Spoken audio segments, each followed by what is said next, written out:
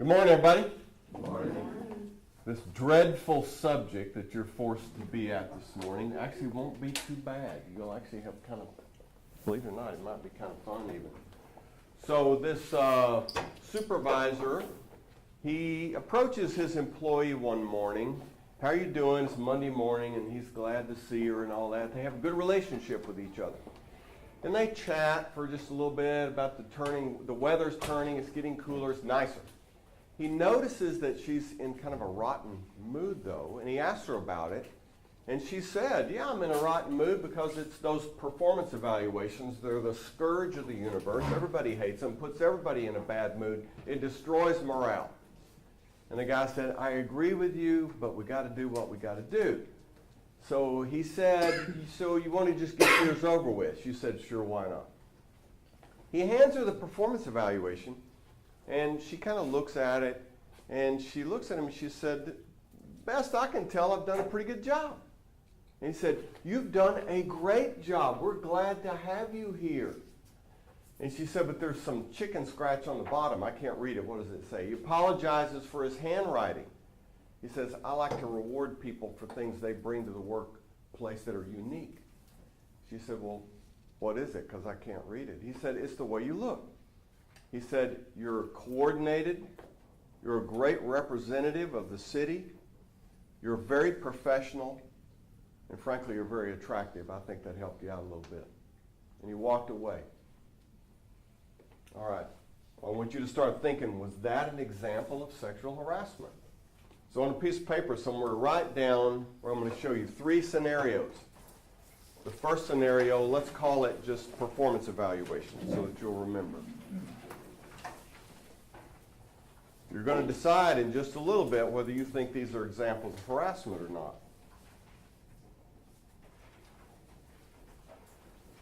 All right, the second example. By the way, these are all real examples. In fact, I was in court on some of these as an expert witness. The second example, this guy goes on vacation. He's gone for a couple of weeks. He comes back and he walks through kind of similar area, kind of a reception type area. And the person behind the desk says, hey, go find her. She's got something to show you. Well, the person, she is his work peer. They kind of share an office with each other. They're in a 2-person department. They kind of share this space. So he goes, kind of finds her. She's sitting at her desk. He kind of sneaks up behind her, in fact. He goes, hey, how you doing? She stands up and hugs him, hello. They have a great relationship with each other. In fact, back in the day, they kind of dated each other just a little bit. So they're chatting about his vacation. Finally, he says, so they say you've got something to show me. What is it? She holds up a ring finger with a big old ring on it. And he said, no way. You've become engaged in the short time that I've been gone? She said, oh, no, more than that. She said, we got married. You got married? She said, yeah, it was kind of a Vegas style thing. And he kind of is puzzled. He said, so who'd you marry? Is it Roger? She said, of course it's Roger. Who else would it be? He said, hey, wait a minute here. You're the one that's been married 4 times before. I'm losing count. So she said, yes, it's Roger. So they chat a little bit more. And finally, he just stops down. He said, look, I got to ask you some questions. He said, I was at a Ranger game right before I went on vacation. You remember, perhaps, Roger and I were sitting there all night, and he didn't say a single thing about getting married. Instead, he was talking about what a gift he is to women. She said, oh, you know Roger. You have to take him with a grain of salt. He said, I don't know. He sounded pretty serious to me. He said, listen. He said, I got to find this out. He said, you know, you and I have known each other a long time. She said, yeah, so what? He said, we even kind of had a little thing back in the day, didn't we? She said, yes, so what? He said, what I want to know is whether old Roger is what he claims to be. I mean, how is he really? She laughs and said, I'll give you details, just like I have all my other husbands. And he walks away. Okay, on number 2, write down 2 friends.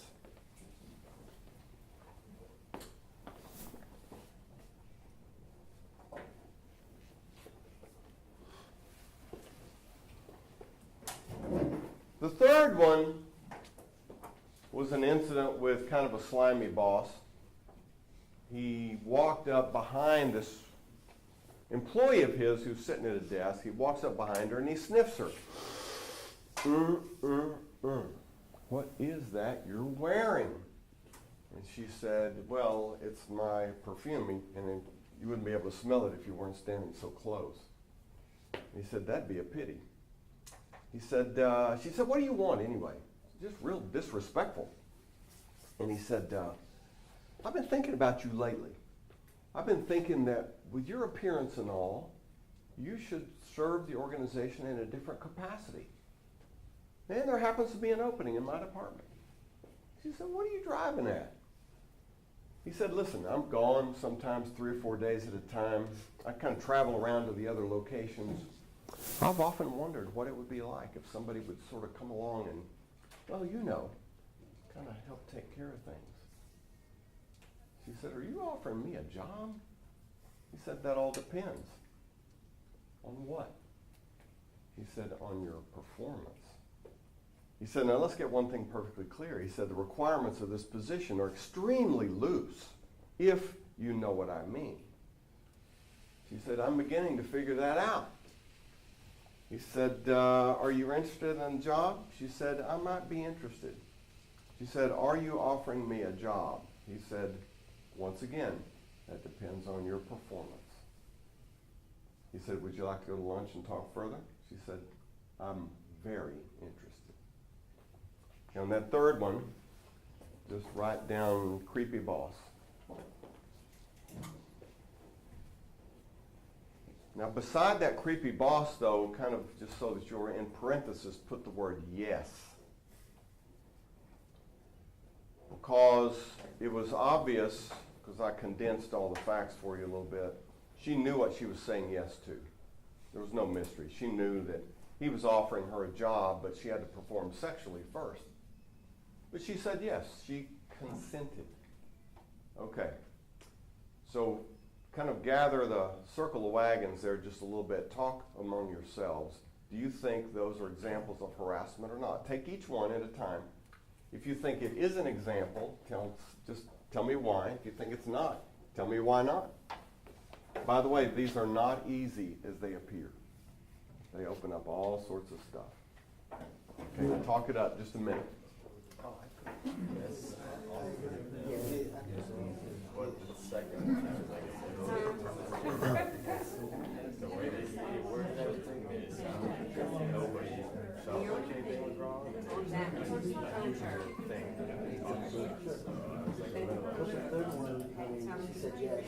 Yeah, but that's still something that you should never say. Yeah.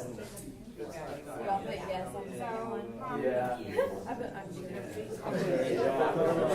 I put yes. Since they work for it. Yeah.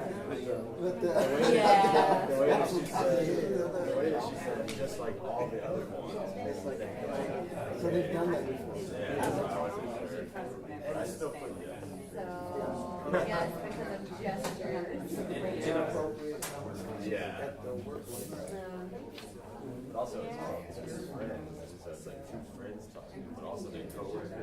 Yeah, just saying something. Maybe they need to think about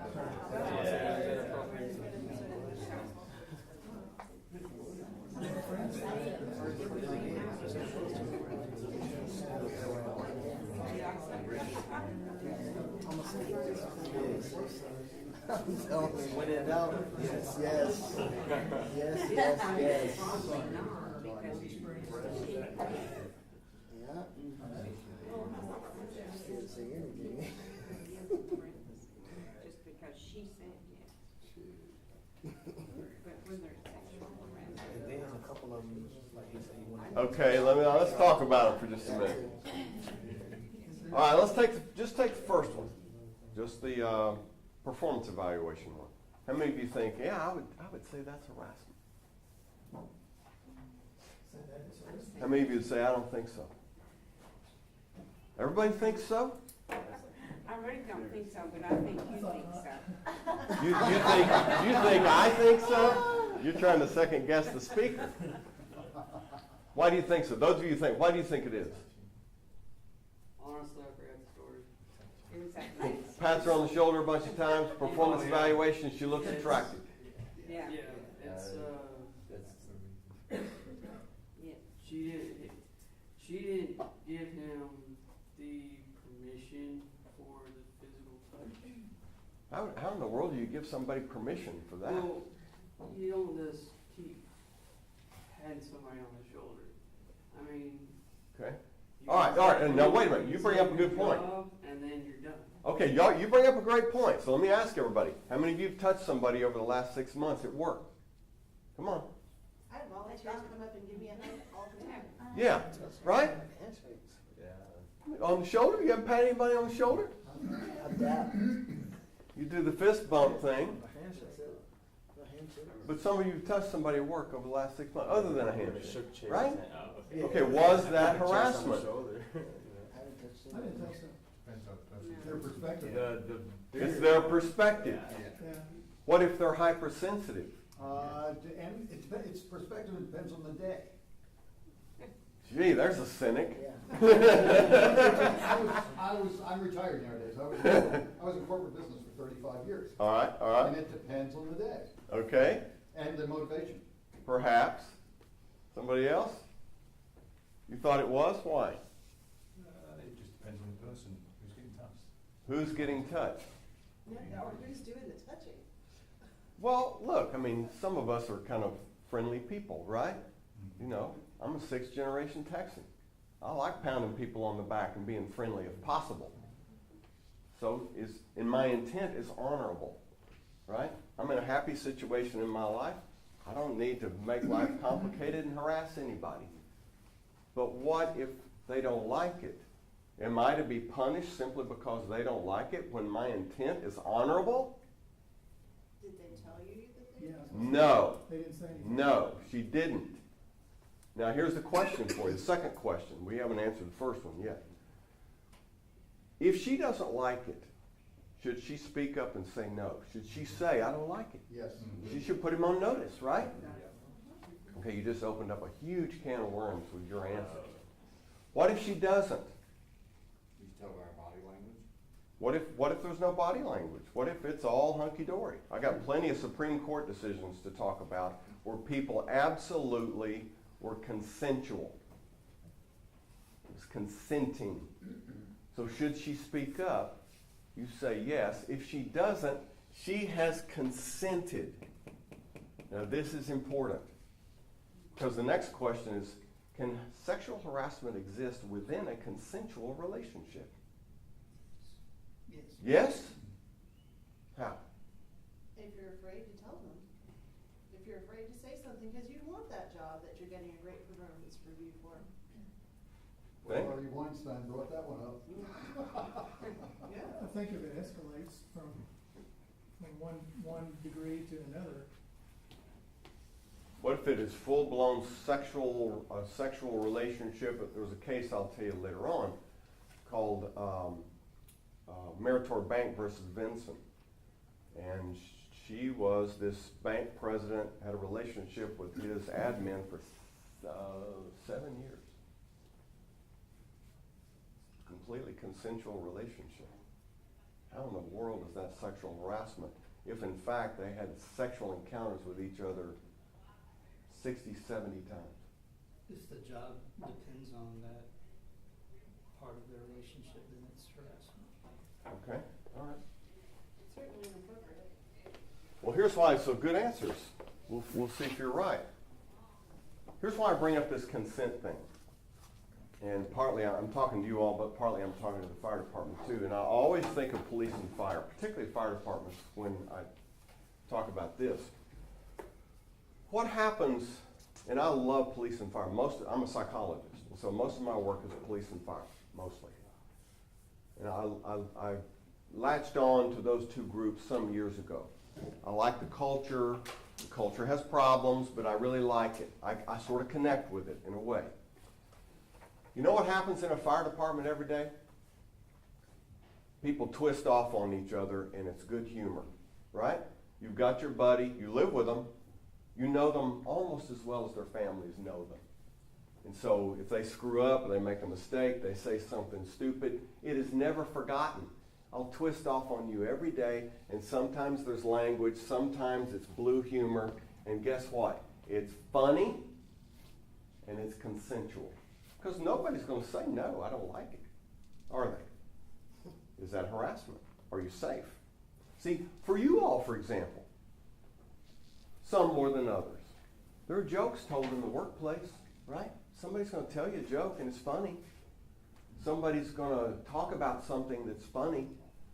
There's going to be something consensual. Consensual language, consensual joke telling, consensual flirtation, perhaps.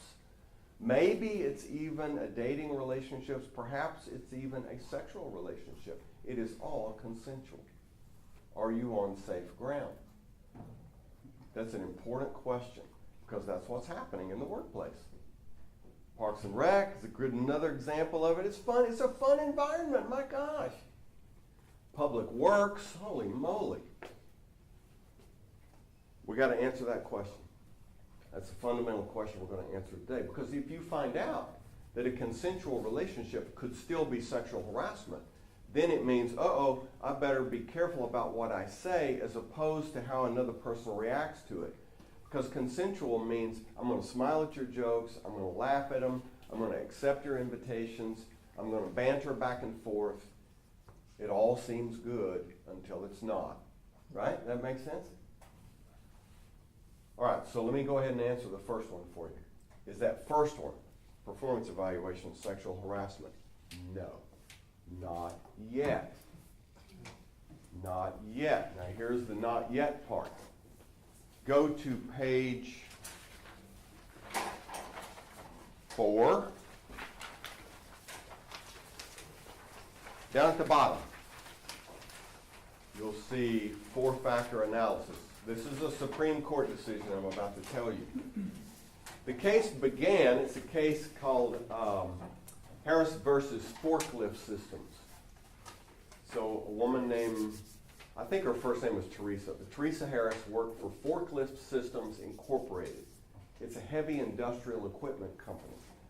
It's a rather unusual job that she has, even in this day and age, because she's a salesperson for a heavy industrial equipment company. And all the customers are men. So she, colloquially, this case is called the short skirt case. And the short skirt part comes from the way she comes to work dressed. She's been working for Forklift Systems for a couple of weeks. Her boss approaches her one day and he says, a customer from a manufacturing company, a kind of a road crew or something like that, they're going to come and purchase a couple of big pieces of equipment. She said, you mean lease equipment? He said, no, they're going to purchase them outright. He said, I want you to land this account. I want you to handle this account. I want you to meet this guy who's coming at 2 o'clock tomorrow afternoon. After the conversation, she skips off because she's really happy because she works in large part on commission. And she's going to make a large amount of money tomorrow. She comes to work dressed in a very short skirt and a rather see-through white linen shirt. That's how she kind of dresses every day. And she's a very flirtatious person, according to the court record. She greets the guy who shows up at 2 o'clock. The guy becomes a witness in the case later on. He said it was the most unusual business transaction he had ever participated in because she greeted him at the door with a hug and a kiss on the cheek. She leads him back to her office. She starts quizzing him about what he needs for his business. He said sexual innuendo was bouncing off the wall. She was flirting with him. He said at one point she even propositioned him. She said, I know the stated business reason that you're here, but I also know what you desire. I can see it when you look at me. She stood up, grabbed him by the hand, and led him down a long hallway. He testified that he was extremely hopeful.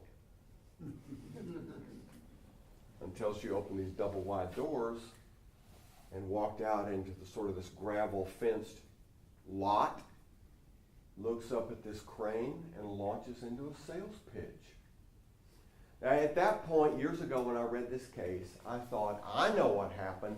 He got mad at her. He felt teased. He felt duped. And with all that male ego, he called her a bunch of names or something like that. That's not what happened at all. She was giving him the sales pitch. The boss walked up behind her, and all of a sudden, the customer and she saw this set of car keys come flying through the air, landed on the ground in front of them. And the boss says, "Miss Harris, will you pick up my keys for me, please?" The customer looked around. He said the guy's arms and legs weren't broken. He could pick up the keys himself. What's this all about? He said, "This is weird." But she did it. She walked over to pick up the keys. Now, how does a woman in a short skirt pick up keys? How? She usually bends down with, Sort of, I would call it squatting. Would that Yeah. be right? Sort of squatting like this. And as she's squatting down, the boss grabs her by the arm, jerks her arm up over her head, gets up in her face, and he threatens her. He said, "Miss Harris, I gave you a job befitting a man. Pick those keys up like a man. I need you to bend over or else." She began to cry. Customer later in court said he should have stepped in and done something about it, but he said the whole transaction was so bizarre that he was caught off guard. Nevertheless, like we guys, we're not going to squat to pick up keys, right? At least I'm not. I'm going to bend over like this. And as she's bent over like that, the boss lifts up her skirt, exposing her rear end to the customer. In fact, he tries to pull down her underwear. She brushes him off, dashes back in the building crying. Boss is doubled over laughing. He says to the customer, "You can take her home and have your way with her, but you got to buy the equipment first." Ha, ha, ha. Okay. I thought at that point in reading the court record that she was just going to go down like drive-through window at the law firm and just order up a suit, right? Give me one with fries. But she didn't. She actually worked there for 3 more months, which later became an issue in the court case because the company said, "Hey, she never told us to stop. We were just playing." She worked there for 3 more months. If she was so disgusted, why didn't she leave? Kind of an interesting argument, right? Well, the case goes all the way, for a variety of reasons, goes all the way to the U.S. Supreme Court. And the Supreme Court finally established the 4 factors for what constitutes sexual harassment. So here they are. The first factor that a city would consider, mostly what a court would consider, is severity. Was the behavior severe? Second factor is frequency. How often did it happen? Third factor was level of threat or humiliation.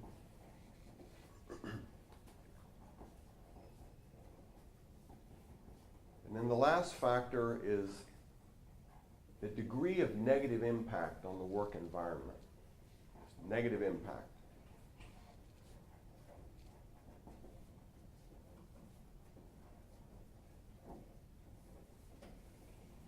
Typically, you don't have to have both of the first 2. You've got to have one of them, though. So essentially, you've got to have 3 of the 4 factors. This is called the reasonable person standard in this case, in this type of case. These factors make up what's called a reasonable person. Some courts have even said it's the reasonable woman, which is significantly different because the courts have decided that there's a difference between men and women and their degree of sensitivity and humor. For example, when I first read that, I thought that's a little silly, but it actually makes sense. Back when I was learning shrinkology way back in the 70s, you, being a poor student as I was, you could go to my own psychology department and sign up for experiments. I don't know if they still do that or not. They'd pay you $10 to participate in some doctoral students' experiments. I remember them showing me clips of 3 Stooges which was, popular when I was a kid. I'm the oldest one. You and I are the oldest one. I'll throw you under the bus with me, all right? Thanks a lot. Yeah. Three Stooges. And then we were to rate how funny it was. Well, it's no mystery that boys thought Three Stooges were hilarious, girls didn't. So there's a difference between what is sensitive to men and women to some degree. There's a case that comes later on called Christopher versus the NEA that proves that further. I'll try to remember to tell you. So anyway, these are the 4 factors. So now let's apply those 4 factors to those 3 scenarios that I portrayed right at first. So the first one's not an example of harassment yet, is it? Because is it severe? He pats her on the shoulder 2 or 3 times. Is that severe? The reasonable person probably would say no. You might not like it, but it's not severe yet. Not if that's the only time. Is it frequent? Once again, not if that's the only time. Now, if it becomes a lot or ramps up in severity, then perhaps we're getting there. Is it threatening and humiliating? Not yet. I don't think most people would say yet. Should it have a negative impact on the environment? You're going to start thinking, okay, what is this guy aiming for, perhaps? But once again, not yet. It's real simple, the way the courts apply these factors to harassment cases, at least theoretically. What about the second example? 2 friends at work. These 2 people have dated before. She has given him intimate details of her marital life with her other 4 husbands. Is that harassment? Is it severe? No, because she's participated. She doesn't seem too offended, does she? Is it threatening and humiliating? No. Should it have a negative impact on her environment? No, he's not the boss. He doesn't have power over her. They're peers. No, not yet. Now, a third party, if we go with this long enough, somebody might say, wait a minute. If I oversaw that, I would be creeped out. I would think this isn't appropriate for the workplace. We'll talk about third party later. What about the last one, though? What about that one? He's offering her a job if she'll have sex with him. But and that seems like a slam dunk. But she says yes. She consents. Is that harassment? Yes. Why? Quid pro quo, Yeah. sexual harassment. Okay, we're good. It's an unlawful offer even if she says yes. The offer itself is unlawful. So it doesn't matter whether she says yes or not. Now, make sure you understand. The size of this group, somebody ran a stop sign this morning just trying to get here. Cop wasn't sitting there. You got away with it. Lucky you.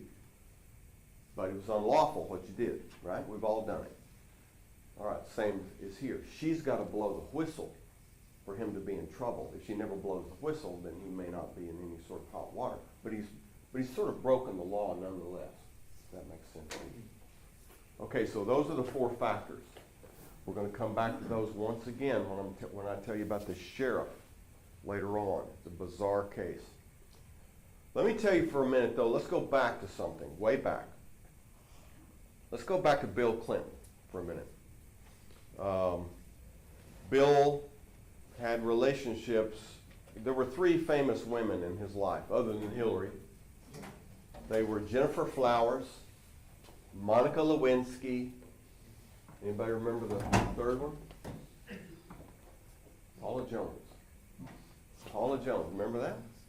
All right, Paula Jones sued him for harassment. She worked for him in the governor's office when he was the governor of Arkansas.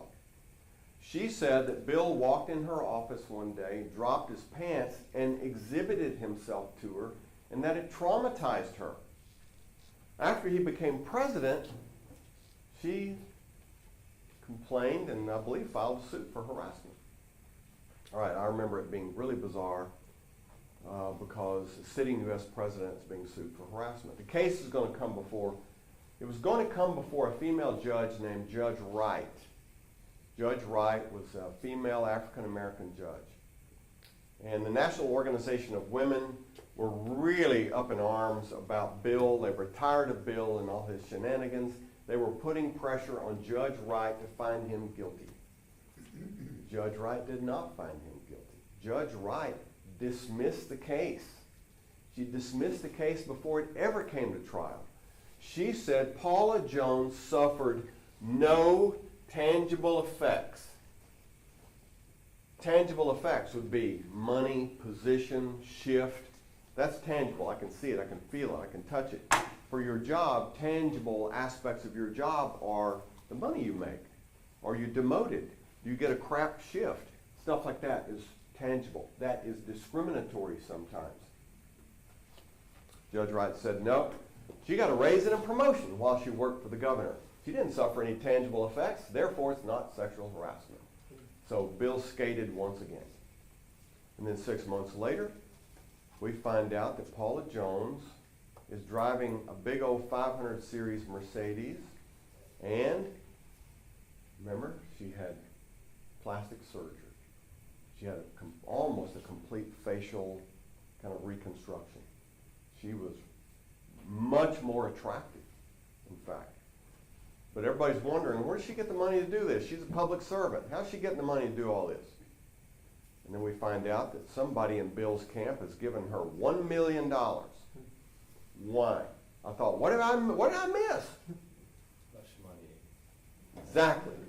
Because there was a Supreme Court decision called Burlington versus Ehlert. You'll see all those listed on page 5. Burlington Industries versus Ehlert. This Supreme Court decision came down right after the case was dismissed. And it says two things. First thing it says is you don't have to suffer tangible effects. Forget all that. You don't have to prove that you lost your job or anything like that. You just need to prove those 4 factors that I just gave you. So it was upholding the case that I just quoted to you a minute ago. All right, so she was going to refile the case, right? They paid her to shut up and go away. That's exactly right. The Burlington case says something else, though, that's really significant, and it's part of the reason that you're going to be in this class the rest of your working life. Any supervisors in here? All right, this pertains to you particularly. And for the rest of you who are younger, then you will at some point be of supervisory status. Then it will apply to you too. All right, the case says this. If you are a supervisor of any sort, and supervisor, by the way, does not mean by title. Supervisor means, can you tell somebody else what to do? That's all it means. Don't dig the hole here, dig it over there instead. That's a supervisor in the eyes of the court. If you're a supervisor and you commit quid pro quo harassment, the court says the organization is strictly liable. It's called strict liability. It's a legal term that means there's no defense available to you. That's heavy business in the American law system, because there's always 2 sides of the story in American law. In litigation, always 2 sides, right? Not now. If you can prove those facts. So if you're the supervisor and you say to somebody, if you don't have sex with me, you're going to lose your job, and in fact that's what happens, the courts are saying it doesn't matter whether the city knew it or not. The city is automatically guilty. Boom. That's big. That's scary. Because what's the city supposed to do? Follow supervisors around? Assign somebody to follow them around and monitor what they do? You can't do that. But that's where we're at. All right, and that's why cities are, they'll do everything possible. So they're going to investigate all complaints. They're going to continue to have these classes. Now let me make a distinction, and this is a boring distinction. Supervisors who commit quid pro quo, as I said, automatic liability. My presence here does not protect the city against that. But there's another type of harassment called hostile environment harassment. Hostile environment comes from those 4 factors that I just gave you. So anybody can commit that type of harassment, non-supervisors. You telling too many jokes, you're patting somebody on the back too much, you're asking them out too much, they're disgusted by you, they wish you would stop, then the court says the city can protect itself against that type of liability by having somebody like me come in, by having an open door policy, by posting the policy so that everybody can see it, things like that. Now my presence matters. So there are two types of harassment. They both diverge. Does that make sense to everybody? If it doesn't, please ask, because it's okay if you don't get it. All right, so let me tell you this story. And I was involved in this one in court then. Knowing what you know now, apply to this case I'm about to tell you. There was a nearby municipality a number of years ago, probably 10 years ago. City Hall is not there anymore. It used to be kind of a ranch-style kind of building, but now they've torn it down and built a brand new City Hall. And it was hot summertime in August. And long building, doors on both ends, Friday afternoon, people are leaving, they're tired of this week, they're ready for a weekend. Well, this male supervisor walks out of one end of the building at 5 o'clock on Friday, and out of that side of the building walks his female employee with him. Out of the other side of the building walks this female supervisor. They all look at each other, have a good weekend, you too, have a good weekend. Everybody's friendly. The female supervisor walks out to her car, and she's carrying one of those big old purses like some of you need to carry. See, if I need a ham sandwich, I can find this, everything I need to make one. There's one in there. So while she's digging through her purse trying to find those keys, that's also amazing. How do you guys find stuff? My wife is always saying, find my keys. I'm automatically frustrated. You get a car that you just pull on the handle if it's in your purse and it opens. That's what you do. Oh, okay. All right. So there's the answer. Thank you. Takes her a while to find her keys. By the time she finally finds her keys and, clicks the door open, she looks out at the corner of the parking lot, and this male supervisor is kissing his female employee in the corner of the parking lot. And she thinks, whew, that's interesting, because I know that he's married to other people. But she says, like many of you would say, it's kind of interesting, but it's none of my business, right? These are consenting adults. All right. By the time she gets in her car and gets the air conditioner going and all that kind of stuff, removes that aluminum reflector thing, and these two people drive right in front of her. In fact, when they drive in front of her, they look over at her and they wave. And she thinks, wow, these fools aren't even trying to hide it. It's incredible. But they're consenting adults. All right. So she goes home and does the weekend. Monday morning, she's the department director. And she is at her window, kind of looking through blinds, drinking coffee, getting ready for a meeting. Her department meetings are on Monday mornings. And she notices these two people pull up with each other, and this same woman unloads an overnight bag, slings it across her shoulder, and they get out and walk toward the building. She thinks, wow, I think they've spent the entire weekend with each other. How did she get away with that? Because I know she's got two little kids at home. But once again, she says, it's none of my business. All right, so she has her meeting. Meeting goes along.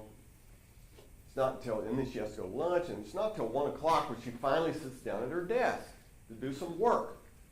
And then she hears a knock. And she looks up, and it is that female employee who is in a bit of a tither and says, hey, you got a minute? I need to talk to you. Can I close the door? Can this be private? She closes the door. She walks over to the female supervisor's desk, and she said, you got to help me out here. This guy's turned out to be a major jerk. I'm telling you, a jerk. He's going to destroy everything in my personal and work life if I don't do something about this. And by the way, you're always good to listen to me. I know you've broken up with somebody yourself recently. How in the world do you get out of a relationship like this? What would you tell her? If you're that female supervisor, what do you tell her? You fool, quit doing it. What would you tell her?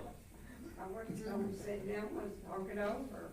Sit down, let's talk it over. Okay, so you have a receptive ear, is that right? You're that kind of person? Yeah, well, no, I'd say, hey, I saw you. Oh. You're gonna wag your finger at her? What would you tell her? Same thing, I guess, let's talk about it and see what's going on and see what we can do. Okay, all right. What would you tell her? I don't know, probably just like break up with them. Just break up, you fool. There's no good way to do it. If this is the workplace, both of these work there, it's gonna be a problem. It's gonna be a problem. Sage advice, right? All right, so this female supervisor was nice about it. She was sweet. She said, you know, I'm sorry this is happening to you. Yes, I've broken up with somebody recently myself, and there's really no good way to do it. You just have to do it however you can, and then just move on. And then she said, but I don't think I really want to get involved much beyond this. I mean, that's how it'd feel, right? I mean, you kind of hate to be involved. Your life is simple until she walks in. All right, so she sends her on her way. 3 months later, this female employee is terminated by that male supervisor. She then does what? For what, though? Grounds for termination. Okay, you're pretty close, yeah. Wrongful termination. Specifically, she said the male supervisor and my female and another female supervisor in the city are retaliating against me because I reported the harassment. She did not seem interested, and now I think what's happening is that they've retaliated against me for reporting it in the first place. Ouch. So now the city calls me. The city says, can you come and just explain what harassment is to the jury? And those are boring if you've ever had to do any sort of court-related stuff. It's stressful, it's boring. So I'm sitting out there kind of waiting, and the female supervisor takes a witness stand. And the attorney, the opposing attorney, said, name, rank, serial number, what are your duties, blah, blah, blah, blah, blah. And finally he said, did you know these two people were in a relationship? And she said, oh yeah, sure, I knew that. I mean, I thought I witnessed it, but she so much as told me that they were. The lawyer then said, did you know that it was an unwanted relationship? Okay, look at the first page. Look at the definition of harassment. Down there on the bottom, sort of toward the bottom, it says a working definition of harassment. Any unwanted act or behavior with sexual undertones that has a negative impact. So you see elements of those 4 factors there, don't you, a little bit. Unwanted. All right, so she said, what do you mean unwanted? And he said, did she or did she not tell you that the guy was a jerk? And when he said that, I started to perk up because I thought, okay, they're getting to this unwanted thing, and she had knowledge that it was unwanted. Okay, so the woman said, oh yeah, she called him jerk many times. In fact, even in another discussion, she called him many other names too, which I can't repeat in court. And the lawyer kind of looks at the ceiling, I remember, and he kind of says, I wonder why you didn't do something about it. He said, after all, there's a case called Mcdaniel versus American Red Cross. And I thought, oh no, I know this case. This is a federal case. It's an appeals case where there were 2 male supervisors in this organization who had knowledge that harassment was occurring, but they didn't do anything to stop it. The organization fired them because they knew about it but didn't stop it. The court found them, so they sued to get their job back. The lower court said, no, the organization had a right to fire you.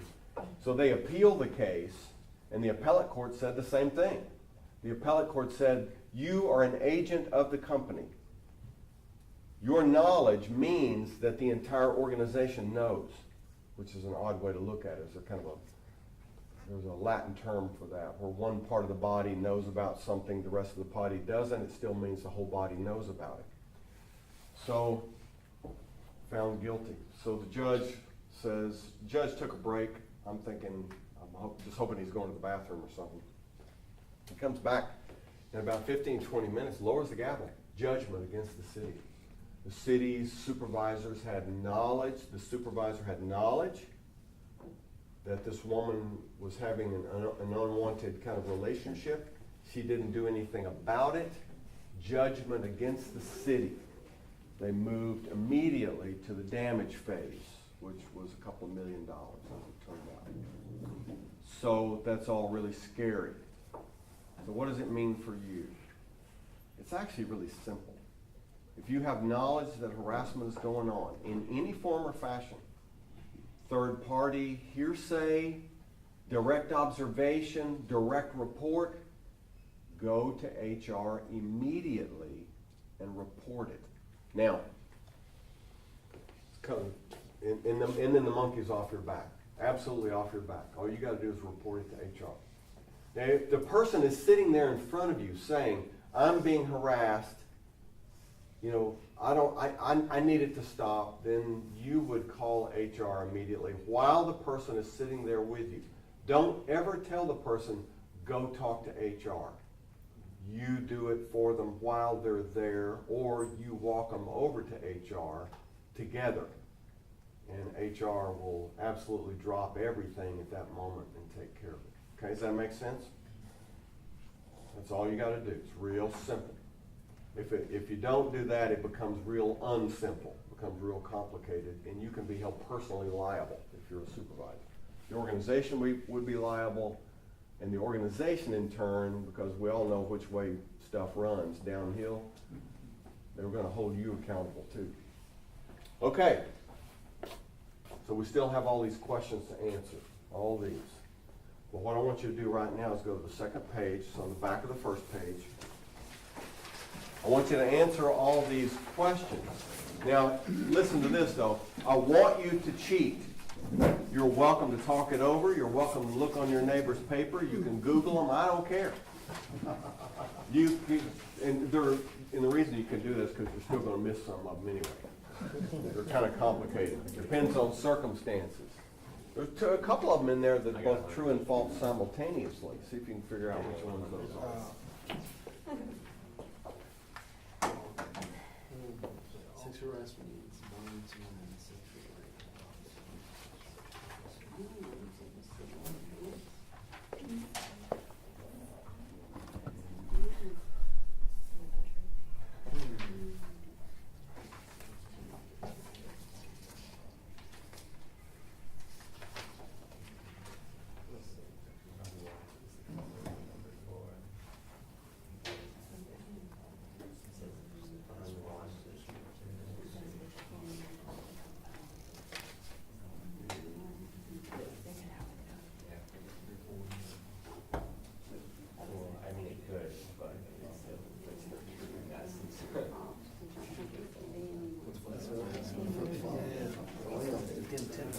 That is.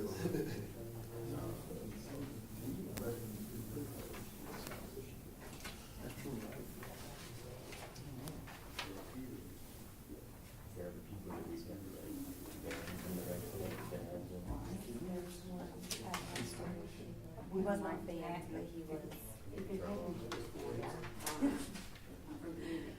Is that the chance guy? Yeah, that's a different He lives in my friend's neighborhood, like right down the street from her. And so I would see him here sometimes, and she said, like, oh, yeah. It was just because he's like, he didn't know he was dead. It's like, he's been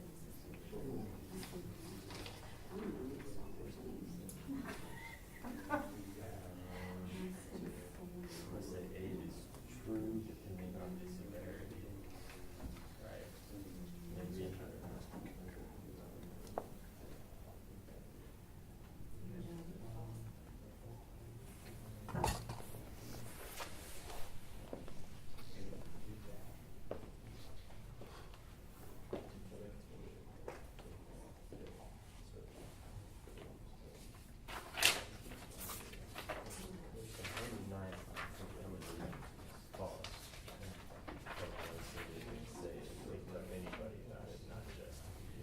Nothing. harass her,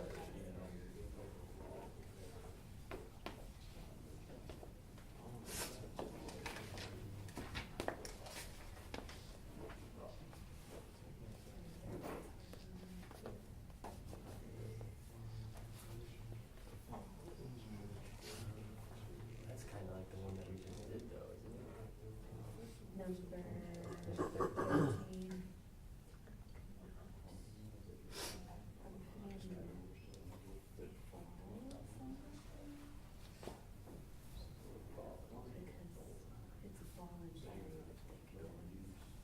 Yeah, that one's tricky, because the one that we just talked about, that was like voluntary first, wasn't it? Yeah.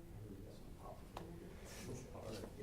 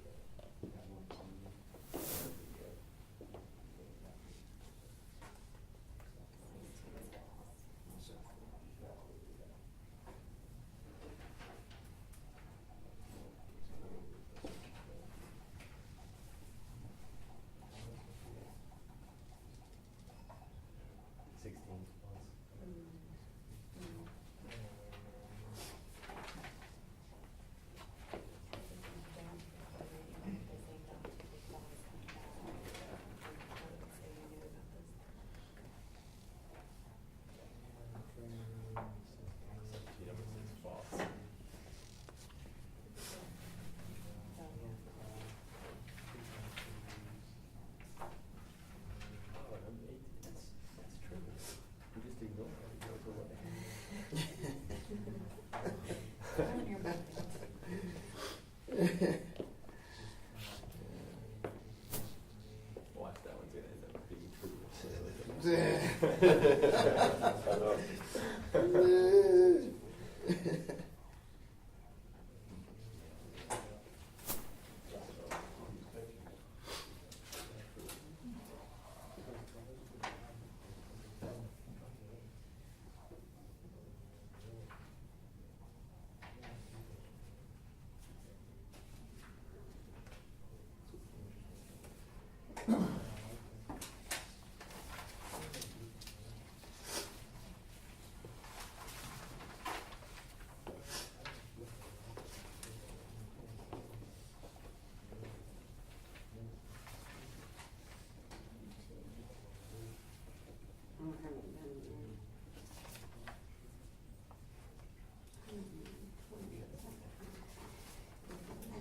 Okay, let's talk about it. You're not quite done. That's perfectly okay.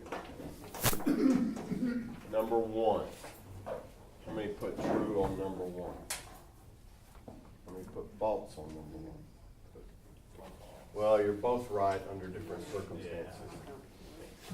If you think about it, the workplace is more sensitive to this issue than the courts are. The workplace only cares about whether somebody's offended. The courts are going to want to see all of those four factors. So it's got to be a little bit bigger of an issue for the court to take on. But the workplace is going to respond even if somebody just comes and says, I'm offended by this guy's jokes. Then they're going to step in and there'll be some sort of discipline if it's proven. So just so that you know that, the difference. We're talking about two different things, court versus kind of workplace. Number two, it's a civil offense. How many put true on that? How many put false on that? Yeah, it's a criminal violation. It's a criminal violation of the 1964 Civil Rights Act, which makes it federal. Now, even though it's a criminal violation, it's not really handled in a criminal manner. Most people only handle it in a civil manner. And there's only one purpose for a civil suit, and that is reward for perceived or real damages. So it's an odd thing. If you're in a bar making a bet, it's a criminal violation, but all we ever hear about are the civil lawsuits filed because people want to be rewarded for damages, for being fired, for being discriminated against, things like that. Largest damage award in U.S. history so far is $49 million. And that was a class action suit in the case of Mitsubishi, Mitsubishi U.S. An amazing set of circumstances where there were over 5,000 separate reports of harassment that occurred within the organization. One woman was in her third pregnancy, in fact, and so she's obviously familiar with what it feels like to be pregnant and having babies, and this third pregnancy just wasn't right. So she went to the doctor. The doctor, indicated there was potentially a significant problem with the baby, with the fetus. And she's freaked out. Doctor wants to admit her to the hospital to run some more tests. She began to cry, and due to stress, because her husband had recently left the family, so she's raising these two other children on her own. She said, I can't be admitted to the hospital at this very moment because I need to go home and get my mom involved. And he said, get back here as quickly as you can. She goes home, gets mom, and is headed back to the hospital later that afternoon, and she stops by her workplace to gather something and to talk to a girlfriend. Why she didn't just call, I don't know. But her girlfriend sees her walk in the front door. The girlfriend says, how are you doing? How's the baby? And the woman broke down crying. The girlfriend is kind of alarmed and puts her arm around her, patting her on the back, leads her over to a couch in front of the executive suite. So these are executive assistants. These are the CEO types and their assistants. And continues to console her. After about 15 minutes, the woman's boss walks out of his office. He's holding an unrolled coat hanger with a little crook on the end of it. And he says, I've been listening to what's going on out here, and I'm sick of it. Why don't you two girls come back here to the back room? We'll fix that like they used to in the old days, then maybe you can get back to work. Federal jury said the company was evil and assessed the $49 million damage judgment. And in fact, there was $100 million set aside as a damage judgment if Mitsubishi failed to comply with a court order regarding the hiring and the treatment of people. So the stupidest company in America. That was a long time ago. Wow. It was incredible. They had forced parties. If you were a rising executive with Mitsubishi, you were forced to go to a party where there were strippers and prostitutes and all this kind of stuff. And it was on film. It was on 60 Minutes. Oh my God. It's incredible. All right, number 3, must involve sexual touching. That's false. If you look back on page 4 again, here's just a silly way, but maybe a simple reminder too. It says examples of harassment right there in the middle of the page. All right. If it's not just touching, then how can harassment manifest itself? Well, it can be written. Yeah, it can be verbal. It can be physical. It can be visual. And then, of course, it can be quid pro quo. So here are just some examples. The written form of harassment, of course, nowadays is by text message. Sexting, that kind of thing. Obviously, organizations are concerned about that sort of stuff. Now here's the rule of thumb on that, though. If you get a message, an old college, high school buddy, they just love to send you the latest dirty joke, picture or whatever it is. You actually are not responsible for that as long as you don't pass it on to somebody else within the organization. So, do what you got to do. If you got to look at it, have a chuckle over it, and then get rid of it. Don't let anybody else see it. Certainly do not pass it on. So that'd be a primary example of that. There is a bizarre example. It wasn't that long ago. We had cell phones around, clearly. I was up on Legacy Drive in Plano, one of those big old corporations, doing a class kind of similar to this. And it was about 2 weeks later, I got a call from HR, and she said, we need you to get out here real quick. We got a guy sending this woman dirty emails. And I said, fine, I enjoy making a living, but, clearly, you probably know what to do about it. You just discipline the dude, right? She said, no. She said, it's bigger than that. We need you to get out here. She didn't tell me much more than that. So I drove out there. She literally meets me in the parking lot. She's waiting on me. And she drags me into this little conference room and basically shuts the door. She said, I'll send him in a minute. I'm thinking, send who in for what? I don't have a clue except he's sending her somebody email. So all of a sudden, after a few minutes, this door comes swinging open. I'm glad my chair wasn't back there. And this guy walks in and he is miffed. And he kind of gets down in my face. He's not mad at me, but he's just mad. He goes, all right, Doc, I want to tell you one thing. I need you to know right up front, I'm an honorable man. I'm a deacon in the Baptist church. I've been a deacon for many years. I've been happily married for 35 years. I have 3 grown daughters. I have a great relationship with them. Women respect me. Well, I figure he's guilty. Putting up that kind of fuss about it, I figure he's guilty. So I'm talking along, and then a few minutes later, the door kind of barely comes ajar, and a hand comes sticking through there with, I don't know what you got, anybody in IT, it's kind of a run sheet, and what they've done, they pulled off all of his emails, and they summarized them all, and it was incredible. This guy had sent one woman, 476 dirty emails over only a 10-day work period. The boy was busy. You know how it feels when suddenly you're aware that there's big trouble, you get this hot feeling, it's adrenaline. I got hot. Oh, imagine I turned bright red because I thought, oh no, this isn't just harassment, this guy's stalking her. He's stalking her. This guy could be dangerous. So literally, I stayed Mr. Cool, Mr. Calm, and then got the police involved. He wound up being arrested. There were all sorts of other things that came out from that. But anyway, that's an extreme example of written forms of harassment, right? Verbal forms would be jokes and language, stuff like that. It's probably still the number one form of complaint, but it's funny how it works, though. It's not typically somebody walking up and telling a one-time joke and offending others. It's usually an ongoing relationship that goes sour.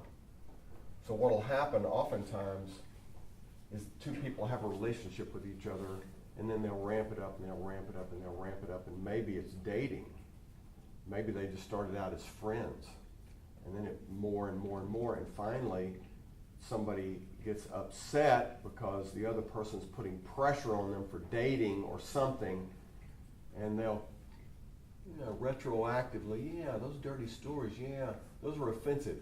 That's my story and I'm sticking with it. And they'll come back and retroactively claim that it was offensive. At one point I dealt with 2 fire departments who were up in the Midwest, and in one case there was a guy that came out of the closet. He was a lieutenant in the fire department. Came out of the closet and announced that he's gay, and said that he was offended by all the gay jokes from the fire department through all those years. And I interviewed the command staff, and everybody was flabbergasted. They all said, well, who knew? Because he went along with it. He told as many jokes as were told to him. Nobody knew he was gay. In fact, the fire department said, we didn't care, really, one way or the other. But they were telling gay jokes. Now that always that goes back to that consent thing, because in a variety of work environments, work cultures, jokes, gay jokes, sexual jokes, blonde jokes, whatever it is, are told. And the question becomes, nowadays, be careful, because consent doesn't mean much nowadays. Question you got to be thinking about is, if it's not about consent, what's it about then exactly? So we'll get to that. Physical would be touching, of course. I'm a proponent of, pounding people on the shoulder, but once again, you got to be clear who it is and whether you know that it's okay, and sometimes you don't know whether it's okay. Those of us who've been in the workplace a little longer, well, we've all run into people who were hypersensitive too, right? Maybe they were abused when they were kids. Maybe they were sexually assaulted. And so it doesn't have to be that, but You know, that's what comes to my mind a lot. So some people are hypersensitive. They don't want to be touched. So, you know, that's a judgment call on your part. Visuals has a really interesting history. I could bore you to death for hours about it. I won't. But that's about posters, pictures, things like that. Screensavers. Be careful about all that kind of stuff. There's a case called Johnson versus L.A. County.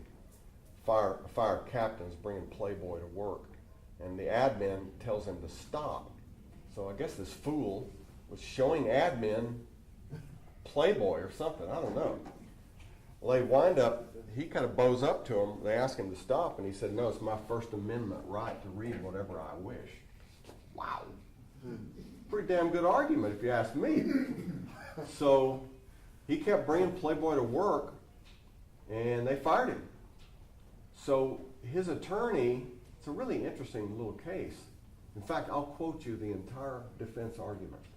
He's trying to get his job back. The lawyer approaches the jury. He says, ladies and gentlemen, this case is about Playboy. Why do men buy Playboy?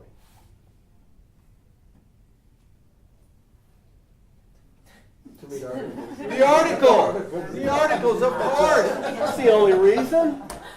And the jury laughs, and he said, and those articles are protected, are they not? Has anybody ever heard of the First Amendment? Pretty good argument. Once again, he gets his job back. And that night, firefighters are dancing in the street because they can bring Playboy to work. And they did back in the day. The case changed. The whole landscape of that changed, though, and it comes from a seemingly unrelated case that indirectly involved Harley Davidson. So this iconic brand of American motorcycle almost went bankrupt in the 60s because the big Japanese bikes hit the U.S. market big time. It was the big Honda Kawasaki 750 that destroyed the market share of the old Harley 1200. All right, so the new CEO in Milwaukee, he said, we got two problems. One problem is that we got to build a better bike. We got to make it more reliable. They weren't reliable. But he said the bigger problem is that our marketing strategy is way off base. He said we've been marketing to Hell's Angels types. Instead, we need to market to the American red-blooded boy. All right, so they hire an advertising agency out of New York. The photographer and the ad agency subcontracts the photography work from across the river, across the West River, I guess, New Jersey. And it's a little photographer. I say little because he's like 5'2", and pictures of him back then. He had, hair. He was a little hippie guy. He had hair down the middle of his rump, tie-dyed T-shirts, Birkenstocks, the whole nine. The guy, I saw a few years ago. He's still alive. And he became kind of famous in the ad world. So they subcontract this job to him, and they said, we want to market to the red-blooded American boy. And so he said, yeah, sure, I'm interested. They fly him to meetings in Milwaukee, these corporate stuffy meetings. He's still in his Birkenstocks, good for him. And one day he got disgusted with the whole thing and marched out. Went to the elevator. They caught him before he went down the elevator. Said, what's the problem? What's the problem? He said, you're making a mountain out of a molehill, dude. He said, you want to appeal to the red-blooded American boy? What should you do? Red-blooded American girls on the bike. Put red-blooded American girls thinly clad, and let's go with it. And so they let him shoot it. And he came up with a series of new ads that Time magazine said it was one of the most successful advertising campaigns of the 20th century. Brought Harley back. The little photographer at one point said, I'm tired of your logo too, your slogan. The slogan was ride to live, live to ride. Remember that? And they said, well, all right, what new slogan do you have in mind? He said, put something exciting between your legs. Okay, so you don't see those anymore. But they came out with that ad. And he was proud of his work, the photographer. So he blows up this one poster, the most iconic poster. and puts it behind his receptionist in his own office in New Jersey. The receptionist comes to him a few weeks later and says, "Boss, you have got to remove this poster." Men, most of their customers were ad types, so a lot of them were male back then. And she said, "Men are coming in here looking at the poster and then looking at me and making lewd and lascivious comments. I can't work this way." And the boss says, "You better take a hike because this is what I do for a living." And that's what she did. She took a hike and she sued him. And the court found in her favor.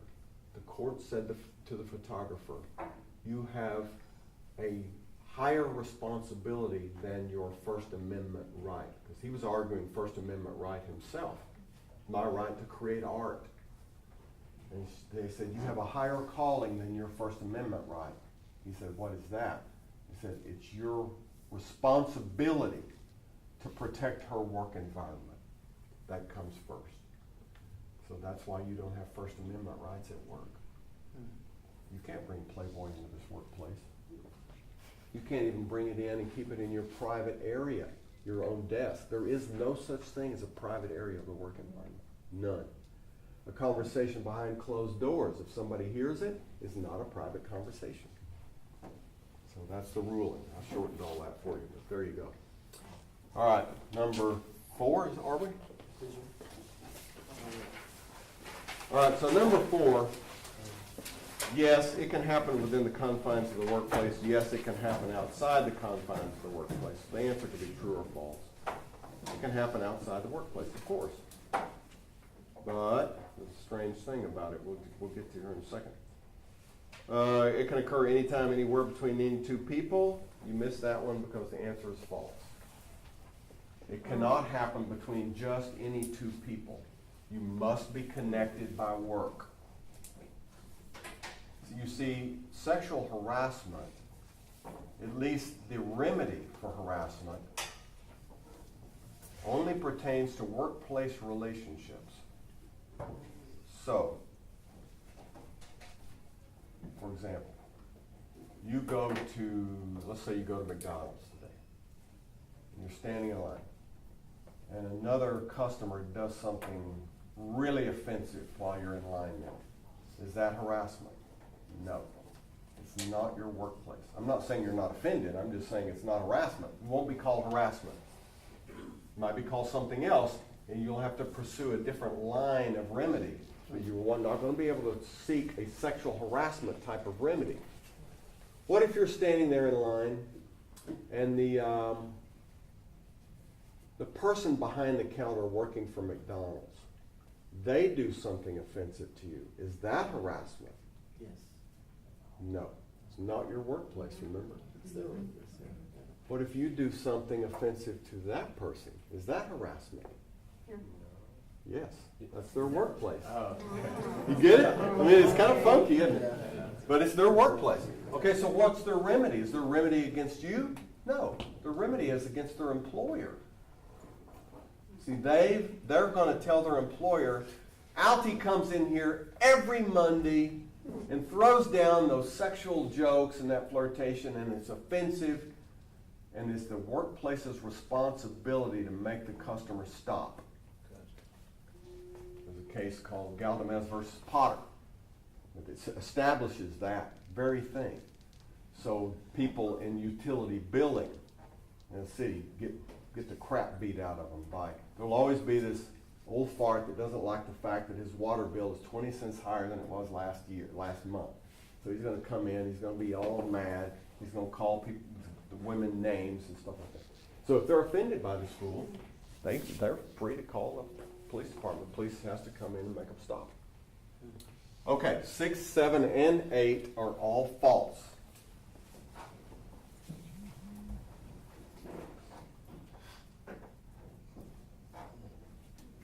Okay, here we go. Let's start answering some of these questions now. In order to meet the legal criteria of unwelcome harassment or behavior, the victim must inform the harasser's behavior is unwanted. So that's exactly what I asked you at first. If she doesn't like me patting her on the shoulder, should she tell me? You all said yes, she should speak up. So your answer to that has to be true then. All right, so here's the case. The case is called Wilson versus Wayne County. This involves a sheriff of Wayne County. It's either Tennessee or Indiana, it doesn't matter. The sheriff's name is Leon Buddy Nutt. Sheriff Nutt hires a 20-year-old college co-ed to work part-time over the summer. All right, she's going to work, as I say, part-time. So her work hours are 6 in the evening to 10 at night. Okay, so her name is Wendy Wilson. Now, Wendy Wilson does not come into the workplace like Teresa Harris. Remember, Teresa Harris comes in with a short skirt and kind of a see-through top. All right. Wendy Wilson does not come in that way. No. No, she comes in a wet yellow bikini. And it is sheer when it's wet because she has altered the top of this bikini because she wants to impress this deputy with whom she has a crush. So this crazy girl hangs out at the swimming pool in the afternoon, which is right around the corner from the sheriff's complex. Instead of changing clothes and coming into work with dry clothes on, she comes in dripping wet, carrying her clothes in kind of an overnight bag. Witnesses say they have seen her come in many times, play box with that deputy, tussle his hair, tell him dirty jokes back and forth. On 3 different occasions, she even got up on top of his desk. When he walked by, she'd leap off on his back, take a piggyback ride around the perimeter of the office, spurring him in her bare feet, yelling, "Yeehaw, yeehaw." And then she sued them for harassment. All right. So that was pretty interesting when I read that. I thought, okay, I'm totally drawn into this crazy case because why wouldn't they sue her for harassment or something, right? Okay. So here are the facts, though.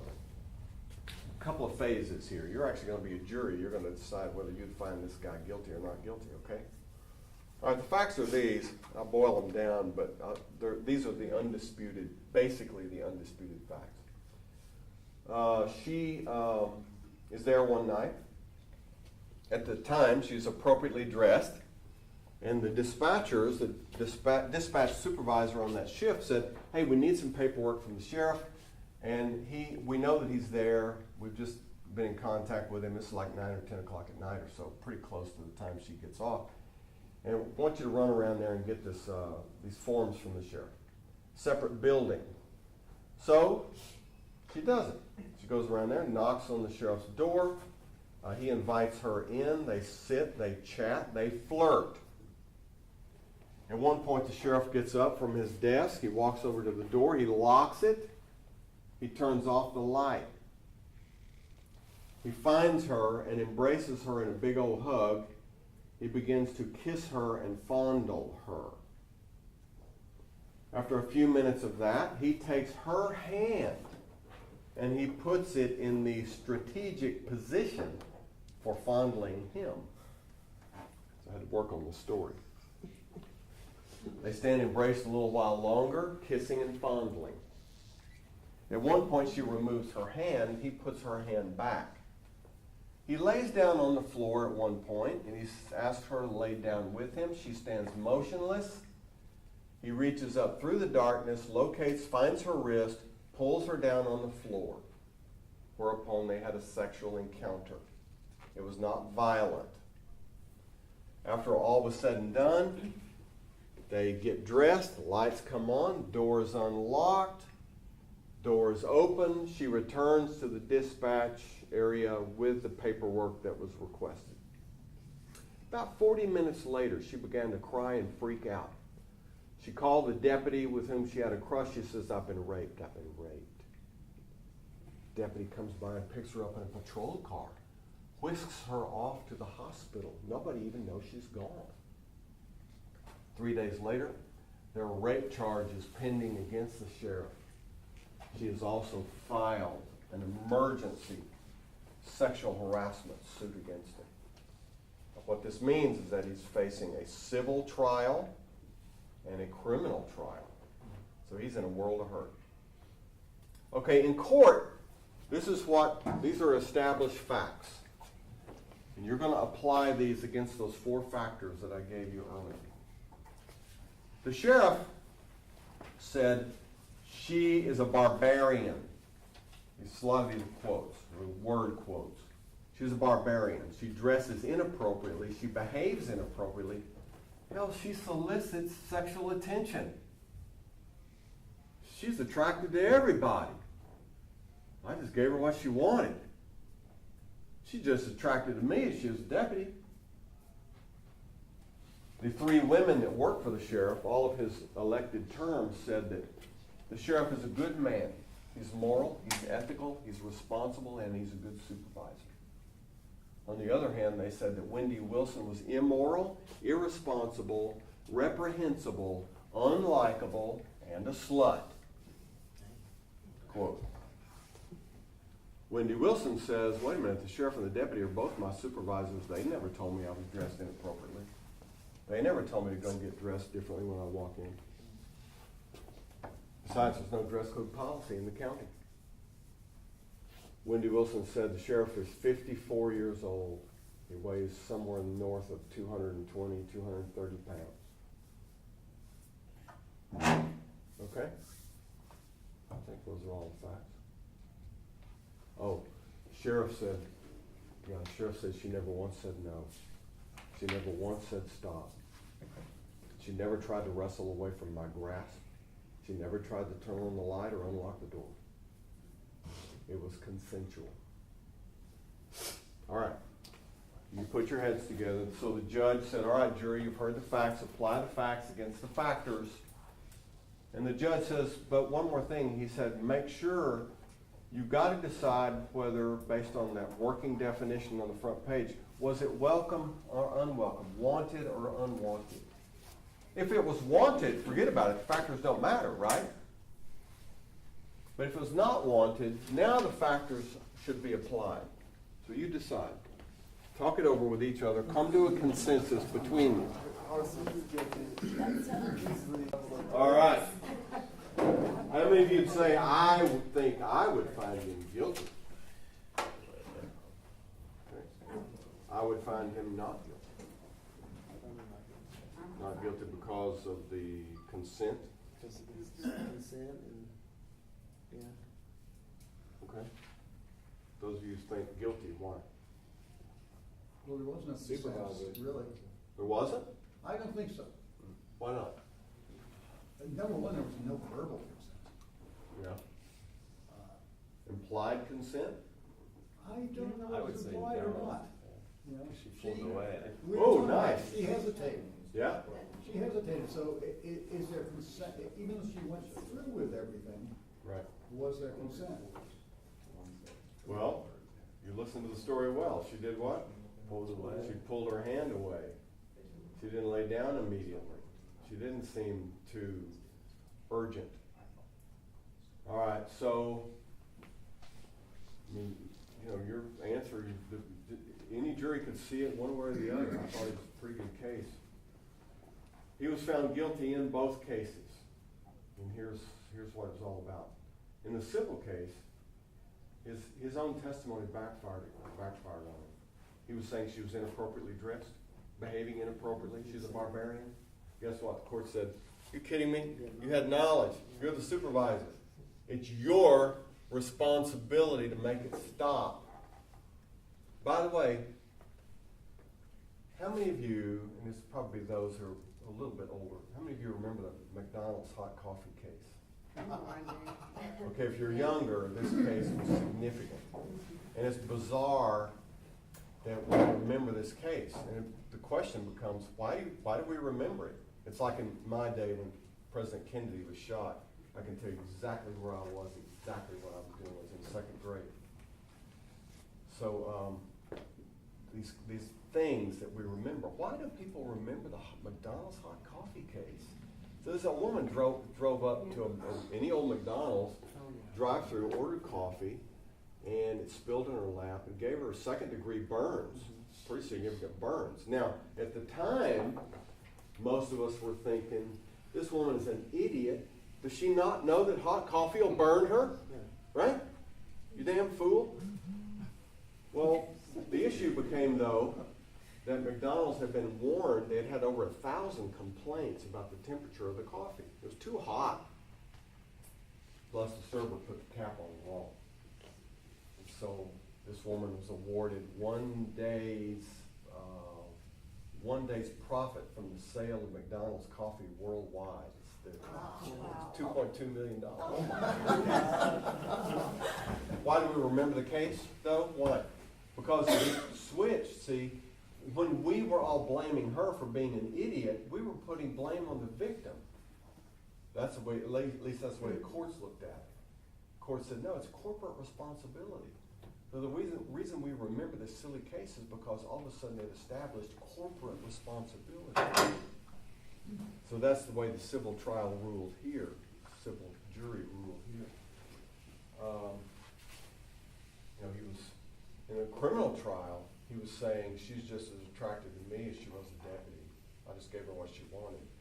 Judge got fed up and essentially announced judgment against, it was judge-only trial, by the way, announced judgment against the sheriff. So they're taking him to prison. They actually got him in cuffs. And they're leading him out. The judge leans over his desk and says, Sheriff, one more thing. Sheriff and the attorney turn around. The judge said, Sheriff, not even the most optimistic, fat 54-year-old man should have assumed that this woman was attracted to him. Hammered him. All right, so he goes to prison. So the answer to number 9 is false. You do not have to speak up. You're going to have to speak up to somebody, otherwise it's not going to come to a point of knowledge. But at the moment, no, you don't have to. It's better if you do, but it's not necessary legally. All right, number 10. Victim does not have to be of the opposite sex. That's true. I have delivered this class, because I've been coming to Grapevine for, 23, 45 years now doing this stuff like this. Back then, the answer was different. So it all changed on a case called Uncale versus Sundowner Offshore Drilling Services. So Joe Uncale is a roughneck, or a roustabout, they call it, on an oil rig offshore Louisiana, Sundowner Corporation. Joe Uncale petitioned the U.S. Supreme Court for the right to sue. And when I read it, I thought, why is he asking for permission to sue? Why doesn't he just haul off and sue like anybody else? In his petition, Joe said, my male supervisor and all my male co-workers are threatening to rape me, even though he and they were all heterosexual. Furthermore, he went to his male HR director, told him what was happening. Male HR director said, I'm sorry, I can't help you. They do the same thing to me. must be lonely offshore. All right, why was he petitioning for the right to sue? Because according to the 1964 Civil Rights Act, same-sex harassment was never considered. There was no such thing as same-sex harassment really back then. It was all some male boss chasing a female employee around the desk, so to speak, was sort of the old tale, right? So they literally had to reinterpret the Civil Rights Act. All right, number 11 must be the person harassed, not bystander. That's false. Okay. So, let me see. Bystander harassment. You were probably thinking about overseeing something or overhearing something. And that's certainly important. But there's another way to look at it too, and it involves a case involving these 3 people named Paul, Sally, and Francis. Okay? Now Paul's a supervisor, and it's a scientific sales corporation. See, these are all sales types. And they actually make a lot of money. Sally and Francis are equals, they're peers. Now, Paul is established in the corporate world. You guys know that, those of you who've been in the corporate, you know about year-end bonuses. You know, it's commonplace in the corporate world. You don't have that in the city world. In the corporate world, you know, you might get $1,000, you might get profit sharing, you might get something. Well, this guy set it up in a really unique way, if there's only 1 year-end bonus given, one, to one person, based on sales data. So Sally, at the end of a year, was ranked number 1. So she's gonna get this amazing, so all these bonuses are now piled into basically one person. He thought this would create a lot of competition. She gets a beautiful red Porsche as her year-end bonus. Unbelievable. All right. By the way, you need to know something before I go on, and that is that Paul and Sally are having sex. Okay, Francis finds out that Sally gets the sports car. Francis files lawsuit against Paul and the organization. On the witness stand, Francis said, I would have had sex with Paul too. Had I known, I could have gotten a red Porsche. Right. The jury agreed too, and they awarded Francis the red Porsche. Now why? How did she wind up with the car? What happened there? So I remember stopping and thinking, okay, the problem's got to be the red Porsche, right? That's a ridiculous year-end bonus. No, you can get whatever bonus you want. That's up to the organization. And what's the problem? Well, Francis said the problem is that I'm a better employee than Sally and I can prove it. And she did prove it, and she proved that Paul was the stupidest man in America because he had switched their sales data. Wow. You know, he had monkeyed with it, doctored it, because he knew that Sally would be very appreciative. So the jury said this is a coercive environment for Francis, because the message, what Paul did sends a message to Francis, which is that good work is meaningless. To get a reward, you got to have sex with the boss. So that's unlawful. That's quid pro quo. That's favoritism. So no, that's an example of favoritism, which is it's hard to prove that in the city world, but in the corporate world, if somebody's being rewarded only because they're having sex with a boss and the other person's equally good, that's discriminatory. Okay. Number 12, false. 13. All right, we're going to finally answer this business about consent.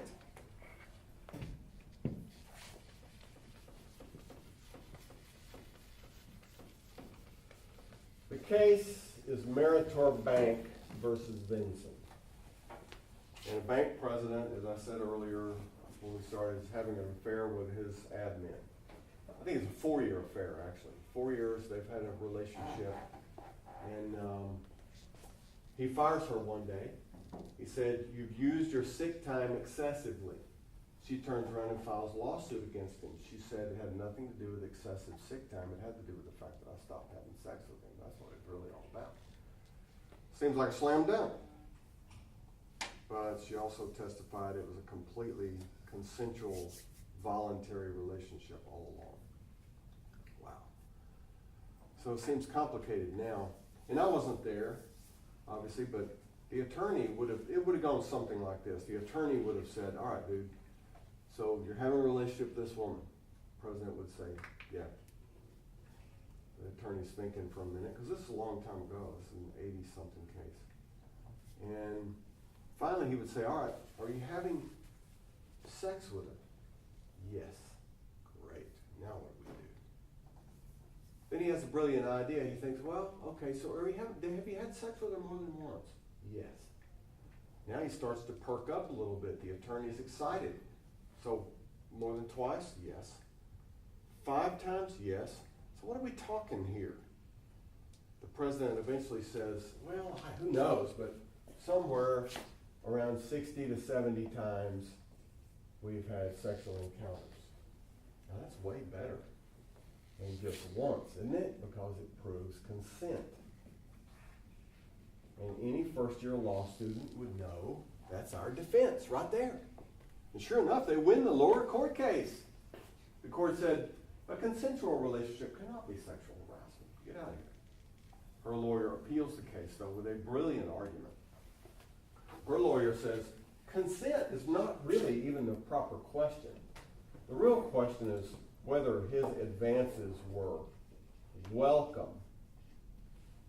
And I don't know about you, when I first saw that, I thought, what's the difference? Consent and welcome are all the same thing, aren't they? No, not at all.